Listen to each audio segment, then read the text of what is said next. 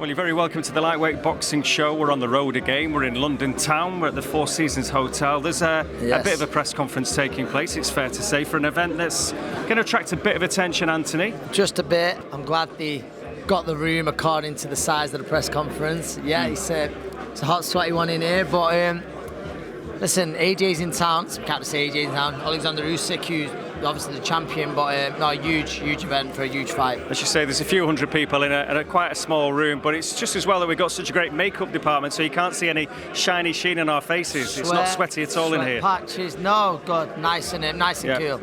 It is indeed. Now, this is a fight that we're going to look into. We're going to hear from all the main players. Eddie Hearn is, of course, here. AJ, Usyk, and well, it's going to be a huge night, obviously, in Saudi Arabian soil, rage on the Red Sea, in a place called Jeddah that we've seen your mate Callum Smith beat George Groves. Very well. All those years ago, 4 years ago, whatever it was now, when the World Boxing Super Series final, wasn't it? The Muhammad Ali Trophy and all of that. But before we get to all the action that we're going to be previewing here, at the weekend, there was a Sky show in Coventry and a few highlights on there. You know, obviously, the main event, Adam Azim being one of the next big stars of British boxing, he kept that ball rolling because he looked unbelievable again. He reminds me very Amir Khan-esque comparisons to Naseem Hamed. Sam Eggington, he just does not know how to be in a bad fight. Even when it looked as if it could have gone earlier, he still managed to be in a war. And it's great to see Sam Eggington, you know, at this point of his career, he's 28 in these big fights. Well, I remember John Pegg getting very annoyed by people saying he should retire 4 years ago. Yeah. He said, why? He's a kid. He was right. Look what he's achieved since. Right, yeah. And then Karis, the debut of her, looked very impressive, a great addition to the women's game around that, you know, feather, super feather, lightweight. Eventually, I'm sure, but she looked very good. But no, there's some fantastic performances, and Dylan Chima, the crowd he brings with him. So good card. And of course, stateside, a new superstar. Is that fair to say with Bam Rodriguez? Unbelievable performance. Unbelievable performance.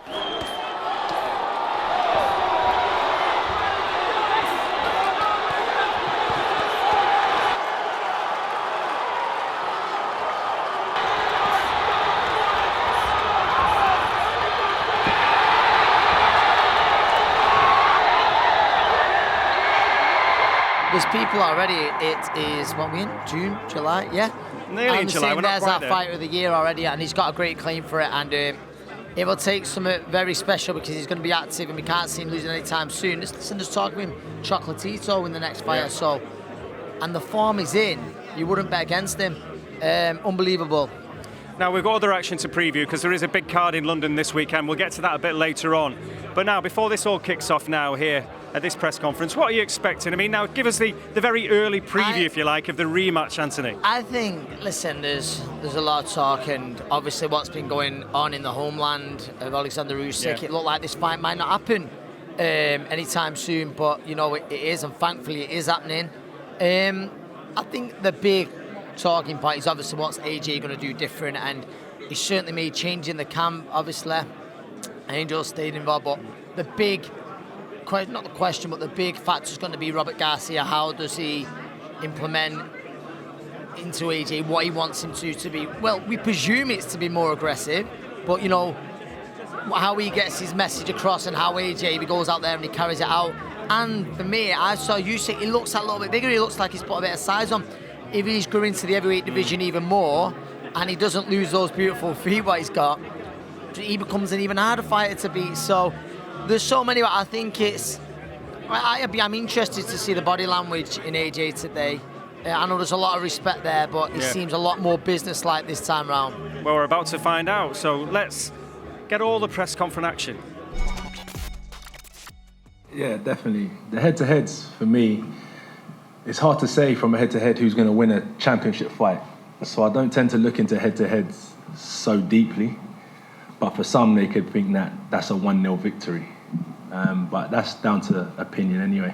But shout out to everyone in Saudi as well. My second time there. First time was lit. Second time is going to be even better for sure. Going down to the old city was unbelievable. Like, I'm sure you've seen some of the videos that the team posted on social media. I'm not too sure how many of you are coming, but if a room like this is coming to Saudi, I'm sure you're going to be in for a great time. If it's going to be a first time, I'm sure you're going to be in for a great time because it's looking good. And in terms of old AJ, same old G, just doing what I'm doing, grafting away. Listen, it's a rough and tough sport. especially fighting these lefties. They're a nightmare, but it is what it is, isn't it? You got to dig deep, tuck up, and not make the same mistake twice, basically. Garcia is a good man. So straight after the fight, I spent time in America. It's something that I should have done early on in my career. So any young fighters coming up, go to the States, get out there, travel. Like I was in Sheffield since 2011. So I went up there. I started boxing in 2008. I got on the Olympic team in 2010. And since then, I've been basically based there. I got kicked off the team basically 2010 for getting in trouble. Then they let me back on. But I've been up there ever since, really. So coming out and branching out has been good with Robert Garcia and stuff like that. It's different, for sure. Shout out to Rob McCracken and all the team up there as well. It's all love. I respect him, everything we've achieved. So there's no love lost, but I need to kind of make some important decisions for myself as well. Yeah, it's new, for sure. It's something different, but the objective is the same, to win a fight. To look at your opponent and take something away from them, like a bit of their spirit when you're in the ring. And that's just the goal, yeah. Я дуже радий знаходитись тут. It's very pleasant for me to be here. Ще я дуже радий, що в мене є можливість боксувати в новому для мене місці в Саудовській Аравії. And I'm very happy to have an opportunity to have my fight in the new place in Saudi Arabia. Це відкриває нові горизонти якісь. It opens some new horizons. Мені подобається їздити по всьому світу і боксувати десь в перший раз, десь в другий. I love to travel throughout the world and to have my fights somewhere for the first time, somewhere for the second. Все, що я роблю, боксую і живу, це приносить мені дуже велике задоволення. Everything I do in my life, the way I live, the way I fight, is something that I am enjoying. Я не боксую за гроші чи за якесь признання. I'm not fighting for money or for the recognition. Я не хочу бути великим, чи багато людей хочуть якогось признання, щоб про них говорили, щоб про них пам'ятали. Мені цього нічого не треба. Many people want the recognition, many people want so others remember them, but I don't need this. I don't want to become the great. Я просто роблю зараз, і я буду продовжувати це робити, доки моє серце буде битися. I'm just doing my job now, and I will continue doing it until my heart is beating. Єдине, до чого я дуже стрімко йду, це врятувати свою душу. The only thing I'm on my way to is to save my soul. А все, що відбувається зі мною, це просто життя. But everything else that's happening to me is just life. Thank you. Послухайте, я нічого ні від кого не очікую, тому що це велика дурниця. Чогось чекати від людей. I'm not expecting anything from anyone because I think it's a bit stupid to expect someone from anything from people. Я розумію, що він буде інший. I do understand that he's gonna be different. Я також буду інший. So will I. Someone said to me today, like you got a chance at becoming 3-time heavyweight champion of the world. I said, it's not really where you want to be. I wouldn't advise anyone young to go down that route. You want to keep it, stay there and keep it. So I'm definitely desperate to get my hands on it. And too much talking for me. Let's talk more action. As my boy's got it on his top there. Let's talk more action. It's just, let me get in there and do my job. That's the main priority. Let me just get in there and do my job. I'm not a comedian. I'm not someone who writes speeches, innit? So I'm definitely hungry, definitely desperate, but at the end of the day, how I perform will speak like volumes to the masses. Do you know what I mean? And lastly, shout out to everyone coming. Good to see everyone's faces. It's been about 11 months since I last saw everyone. I hope everyone's good. And I will be seeing you all again soon in the next 6 weeks.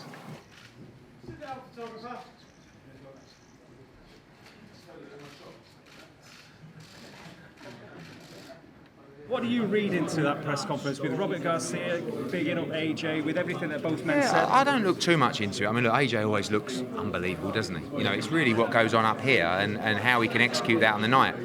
I think Robert Garcia is going to be a great addition, breathe new energy. I mean, Crolla knows every time you bring a new trainer in, it's just a good positive vibe. Everyone's, working towards, making sure that the result is different. And we can say he's going to do this, we can say he looks good, we can say he's a new trainer. Ultimately, it comes down to August 20th. He'll have a game plan that he needs to execute. That game plan against someone like Oleksandr Usyk might have to change during the night as well. But it's not just a case of stick it on him. Yeah, there is an element of that, but you've got to do it in the right way, in the smart way. But sometimes you look at a fighter when you have to have that kind of approach, you think, he hasn't quite got the size, he hasn't quite got the power, he hasn't quite got the speed. He has. But he's got to put a dent in him, and he's got to do it early in this fight. So over to Saudi again, and AJ Ruiz 2 took place there. It was absolutely huge. This is the bigger fight, let's be honest. How big is it going to be over there? Yeah. How extra are they going to go? Massive. I mean, we saw the promo shoot last week. It was in Old Town Jeddah. It looked like Raiders of the Lost Ark. I know it's cringy to say, but this has got Thriller in Manila and Rumble in the Jungle feel to it locally. Everyone's going mad for this fight over there. It's one of the biggest in boxing. We've been there before. We had a great experience. We've got great vibes going back there, and hopefully we can get the same result this time, maybe even by knockout. On this subject of broadcast, because we haven't seen it anywhere yet, and in terms of, we're guessing DAZN, are we going to see DAZN in pubs? Is it going to be DAZN? Yeah, I mean, look, just AJ signed a long-term deal with DAZN, but this fight sits outside of that because Saudi's own the global rights now for this fight. So those conversations and negotiations are ongoing. I think DAZN are a decent favourite, but I think that'll be announced over the next week. So what I learned last time, after I lost to Ruiz, I wanted to grow the team. So I made those changes myself, like, Rob, this is what I brought on, I think they're good, can you work with them, yeah? Sweet. This time around, I put some names in the hat, along with Angel, and I said, but you guys decide, please. You guys make the camp what you want it to be, so I want to walk into a happy environment. Yeah. So when Angel come back to me and said, listen, I like what Garcia brings to the table, how do I feel? I said, that's perfect for me, I like Garcia as well. Let's make a match made in heaven, and we'll crack on, and that's why we're here now. Yeah. Mentally, what's changed? Because we know what you can do. We've seen what you can do. You've been in with this fella for 12 rounds now. Is Garcia about changing your mental side of the game as much as physically and what you work on? So that's what a lot of people say. Well, fighting is only to get you ready for the combat element. Taking punches, being able to give punches. Yeah. But it's up here that's important as well, and that's what Garcia's helping with, is the psychological aspect. That's not what we brought him in for, but that's just the type of person he is. Yeah, you can see that in the way he's talking to you at the press conference kind of thing as Definitely, yeah. And for me, from me, this has been a mad roller coaster career from you. For how quick it happened, I remember from national novice finals, going to the World Championship. Yeah. But this right now is undoubtedly the biggest night of your career, yeah? Is this the most hungry you've ever been? No. It's not? No. Okay. Because it ain't about that. I'm always motivated. Always. I don't think you've got a problem with me putting in the work. I'm always asking for more. Yeah. That's not the issue, but it's just a fight that I know I need to win and how I need to go about it. That's all it is. It's not like I'm just hungry, but I'm just running into brick walls. Like, I ain't got no sense. I'm just motivated. Whatever it takes, I'm going to run through a brick wall. Being smart as well. I'm just on point. Like, I know what I've got to do. I'm hungry. I'm dedicating myself, and I'll do 100%. I'll do my best to win. 100%. Where would this rate be? August the 20th, it goes your way. AJ wins that world title, gets revenge. Does this rate right up there? You know what? I've said it before, that when you bring a fighter from the amateurs to the pros, to the pro debut, and then to become world champion, special. That's special. I did it last week with, I did it with Bam Rodriguez, my brother Mikey, Brandon Rios also, from the amateurs to world champions. And that's a great feeling because you love those kids. They're your family. Yes. But heavyweight champion of the world is something very special too.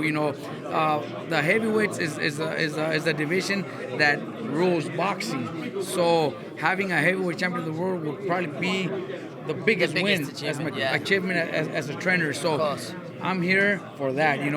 I would be back home with all my fighters, with all my champions, with all my young talented fighters, prospects that are getting ready for fights. But I'm here because I want that challenge. I want that win. So I'm training so hard. Myself and Angel Fernandez, we're focused on making our first heavyweight champion of the world. Yeah. Robert, it's been interesting talking to AJ about the mental side of the game. Now, we saw in the press conference, you were talking about AJ, look how big he was, and he's big, when the head-to-head is happening. It's clear that you're working on that side of his game, because we saw in the first fight, he did look quite mentally exhausted as well, because Usyk, we know how clever he is. With his amateur and professional pedigree, Usyk, his footwork and everything else, how do you make those changes? You know what, Usyk is a very, very smart fighter.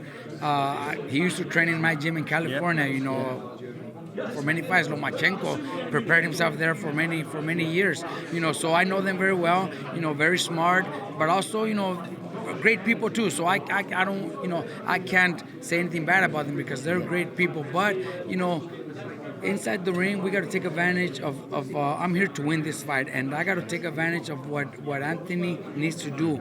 He's got a great jab. Anthony has a great jab, so let's use it. Great right hand, fast, straight right hand. Let's use it. The very few times that he landed in the first fight, it did get the attention of Usyk. He felt those punches. His face showed it. His body showed that he felt those punches. So now we got to just do it more often, be a little more aggressive. But I also know Usyk could switch things around on us. He could change a style. He could fight a totally different fight from what he did the first fight. So we got to be prepared for everything. We have 5 different sparring partners, and everybody has different styles. So we got to be ready for everything, because in the fight, we don't know what Usyk is going to bring. He's just that smart. Looking back to March, this fight was not likely to happen. Actually, at least in our mind. So we didn't feel like it might be real. But later we put ourselves together, we spoke, we discussed, and we took the final decision to get in the fight. Alex, he was himself in a military. He was himself in a military division, and he was working days and nights in the region where he lived to. When he met plenty of his friends, of his associates from the past who were serving in the militaries, and he visited the hospitals with wounded soldiers, and he said that everyone insisted that I have to take the fight. I have, because everyone explained that he's gonna bring much more benefit to the country. This is your obligation, your sacred obligation, to defend your family, to defend people around you, to defend your native land when someone wants to invade it. He is the professional, and his goal is to defend his title at this moment. And if he's successful, he wants to unify for the undisputed. That's why you need to leave all the emotions aside, get concentration, get your mindset for the victory, and work as hard as you can. So that's what he did, and now I feel like he's in very good shape, mental shape. How can we see a different Anthony Joshua if there's only one in the world? It's the same as Usyk. You can't see different Usyk. You can see him tired, you can see him unmotivated, you can see him exhausted, but you can't see him different. Same with AJ. We can see him more concentrated, more trained, more skilled. I don't think so. I think Robert Garcia is the big trainer. He's he brought up a couple of good champions. He knows the way to treat the fighters. He knows what to say. But at the end of the day, it's not about the training. It's about the fighter. It's about his mindset, about his mentality. What's happening in his head. So that's the reason for the victory normally.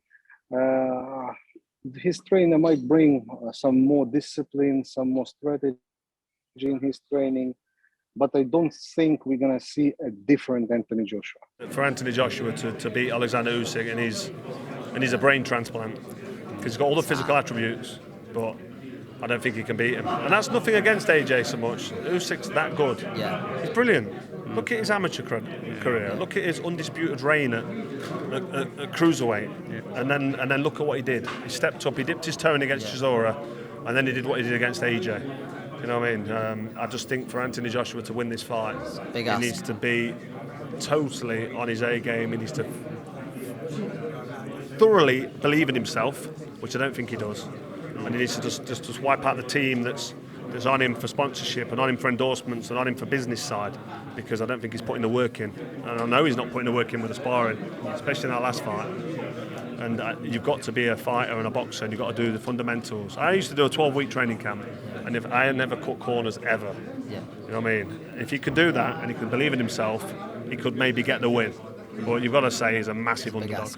You need to get off that fence. You need to start speaking your mind, Carl. Mate, he gets me into trouble. It means I don't get invited back on to places like the Zone. But you know Tell what? the truth. I don't give a shit. Well, the press conference is over for Rage on the Red Sea, as you can see behind us, and Anthony Joshua and Oleksandr Usyk coming head-to-head again. Of course, they had a press conference over in Saudi as well to promote this event on August the 20th, but Anthony, it's always a basic thing. You try and read things into body language and how people are looking and, you know, everything about a press conference. I mean, I think we probably read too much into it sometimes, but just kind of sum up what you saw today. Yeah, I think, listen, I'm not a body coach expert. I don't pretend to be, but I think one thing you can see is there's two very focused individuals, and there's a lot of respect there, but there's also, you can also see there's a little bit of tension.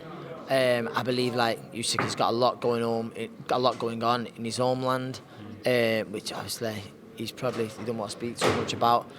AJ, obviously they're getting asked the same questions like now. You can see now they're just, obviously it's not fight week yet, but they're looking forward to going away, doing the proper work to get ready for the big night. It's funny with Usyk because we've seen him before. We've seen him on these shores, of course, a couple of times already, against Tony Bellew, against Anthony Joshua, of course, at the Tottenham Stadium. Yeah. He likes a joke, he likes to mess around, he likes to have fun. Again, with everything that's gone on in Ukraine, it's clear that it's a different Usyk, and I wonder mentally if that's going to make any difference to the way he approaches this fight. Does that make him a little bit more aggressive, which you think would play into Anthony Joshua's hands, but then to me, also seems like he's put a little bit of size on, which then, if he's put that size on correct, with his movement, which if he manages to keep, he doesn't lose those brilliant feet, which I don't believe he will. Does that then make it an even harder task for AJ? Yeah. It's very fascinating, and Robert Garcia spoke about AJ using his advantages, being the bigger man, and that seems pretty common knowledge, but it's just if he can implement them on him along with Angel Fernandez, they're saying they're both on the same page, trying to get AJ to do these things. There's a lot of fascinating questions, what we're going to find out the answers to on August the 20th. It's two fighters with very different pressure on their shoulders. Oleksandr Usyk has got the pressure of a nation. Yes, a nation in turmoil, and he's been allowed, if you like, to leave a war zone. Exactly. To train for Ukraine, to show the world what's happening in Ukraine, and that pressure is immense. Immense. And again, I'm not belittling the pressure on Anthony Joshua, but he's got his own pressure, because if he loses again, then... Of course, he loses again, does it? I mean, the Fury fight would always be there. We don't know what's going on with Tyson Fury, and AJ's always a superstar, but does he lose that? I don't know. I don't want to say appeal, but does he lose? He loses his spot of sort of heavyweight royalty, doesn't he? I know that the fight then to be talked about will be Usyk and Tyson Fury. Listen, AJ Tyson always sells, but you know what I'm saying? They'll be seen as 1 and 2 without a doubt if Usyk's to do it again. But you mentioned about Usyk, it's immense pressure, a nation of hope, relying on him. But then there's a lot of love coming for Usyk, and what you're also going to get this time is a lot of neutrals who are going to get behind Usyk because of what's going on in his homeland. So it might be one of those times where AJ walks to the ring and he don't know if he's going to get the biggest reception. That's never happened in his career.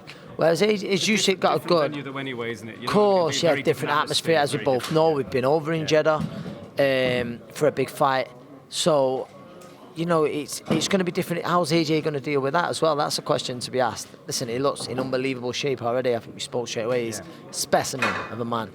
But I'm interested to see how he's going to be on August the 20th with the new corner team. Quick fire couple now before we just move on to previewing the weekend's action. Yeah. If this fella here Yes. Comes out on top again. Yep. Does Tyson Fury come out of his official retirement? Or is it more likely if this fella comes out on top that Tyson Fury may well then, for $500 million, as he likes to say... $500 million, will he come out? I mean, what's your opinion on that? I know we're jumping ahead a bit, but... I think the fight that the outcome Tyson Fury would like to see is this man coming out on top. Yep. And I believe that's the bigger fight sort of worldwide. Just looking at the odds there, they've got Usyk a slight favourite, so it's still a very 50-50 fight. But I just believe that I'm not going to make a prediction just yet. It's too early for that. But I think looking at those odds and talking about those odds after the manner in which the first fight ended, it's it makes you think they've not writ off AJ yet, which they shouldn't. Not with the kind of power he carries. Yeah, Usyk 49. So as you say, yeah, he's a slight favourite. I think Josh is 95. Yes, 95. And so listen, people look at that and think that's crazy with Betfred, odds. obviously. Yes, with Betfred, they'll think crazy odds for someone with the power that Andrew Joshua carries. And if he is going to do it, you would expect him to do it inside the distance. Now, again, it's still a little bit warm in this room. Just a bit. We are going to move on to the action at the weekend, and the card involves a friend of yours as well, and a stable mate. It's a fella that you've got a hand in training, of course, as well, in Callum Johnson. But, of course, the main event this weekend, Joe Joyce is back in action. We're talking about these big lads, and Joe Joyce is a fella that is very much on the cusp and keeping a keen eye on this because we've seen what he did against Daniel Dubois, and he was in action last time out. He made short change attack hand, which not many people can do. So, I mean, he's nobody's friend, is he, Joe Joyce? No one wants a part of him. Me and you are two very big Joe Joyce fans, and I put him right on this top table with these two names and Tyson Without Fury. doubt. I don't believe anyone wants to voluntarily give Joe Joyce a shot. And rightly so, if I looked after a fight, I'd be stay well clear of him. He's going to earn his spot and it's going to be the mandatory. I know he shared a ring with Oleksandr Usyk as an amateur in the World Series of Boxing. But it'd be interesting over 12 threes. Could either man in front of me keep the juggernaut off him for 12 rounds? But he's back against Christian Hammer at weekend. We expect him, no disrespect, to come through well. And that's a stoppage, surely? I think a stoppage, I think a stoppage. Mid-rounds? I know. Yeah, I think it's wears him down. Joe Joyce, early half of the second half of the fight, sort of 7-8 rounds. Yep, I know Betfred had a special offer on there, 7-12, boost of an odds with Boxing Social, so definitely that's where my little float would be. A couple of other tasty-looking fights as well. I mean, Jason Cunningham, what a story he is. I mean, we talk about another the tattoo kind of... on his chest says it all. Yeah. The underdog, was it the underdog who never gave up hope or something along that? It's a belter of a tattoo, like the quote. Yeah. But in with Zalana Tete. Yeah, which of course he was a conqueror of your mate Paul Butler back a few years ago. Shot and a very, very good fighter, unbelievable fighter. And Cunningham now, like you look at someone who was so close to walking away, he's 1 or 2 fights away from. Man, this could almost serve as a world title eliminator. He's right near the front of the queue for a world title if he wins on Saturday night. Yeah, similar part of the world to Maxi Hughes. I mean, 2 Cinderella men, fantastic stories. Very similar stories. The pair of them, great lads who've worked hard. And a fella that, again, has never really had the breaks. We know how good he is. Light heavyweight. He's back in action again. He should have been fighting Joe Smith Jr. just after Christmas for a world title, and then he got COVID.